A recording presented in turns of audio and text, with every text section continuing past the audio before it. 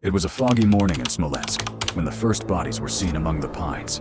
Ranks of uniforms, faces turned skyward, notebooks and identity papers clutched in cold hands.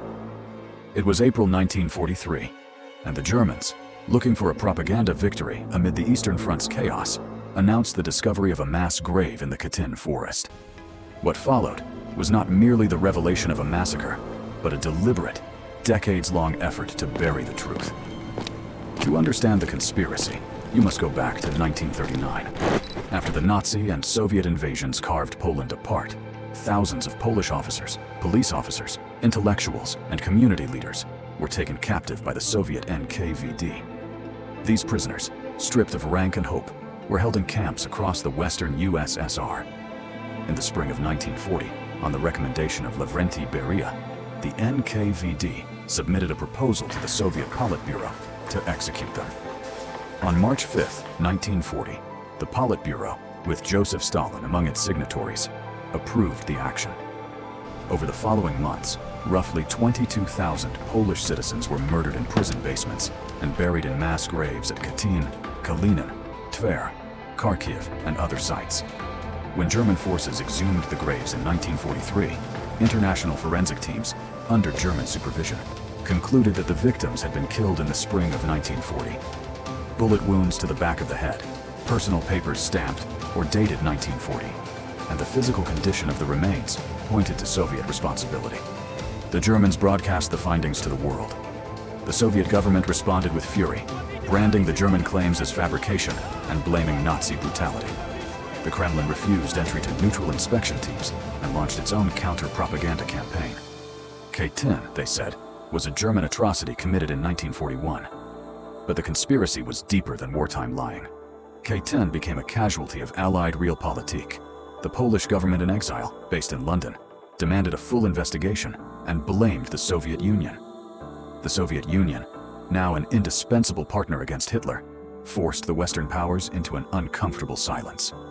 Britain and the United States, dependent on Soviet cooperation, were reluctant to inflame relations. International organizations and some Western governments downplayed forensic evidence or avoided the issue outright. After the war, at the Nuremberg tribunals, and in the unfolding Cold War, prosecutions did not pursue the truth.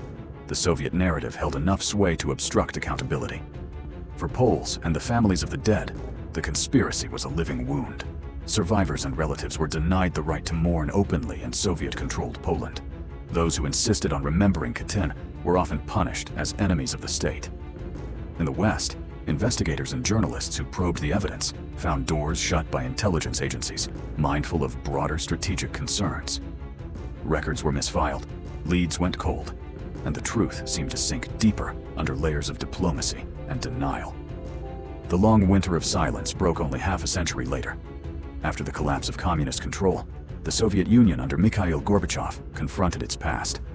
In 1990, Soviet authorities admitted for the first time that the NKVD had carried out the executions.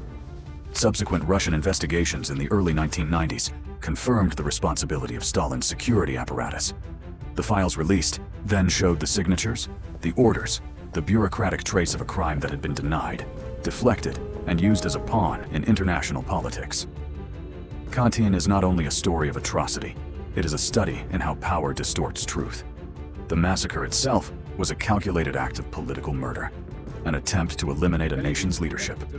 The conspiracy that followed was political self-preservation, wartime propaganda from one side and wartime pragmatism from the other, both conspiring to keep a true story from seeing light.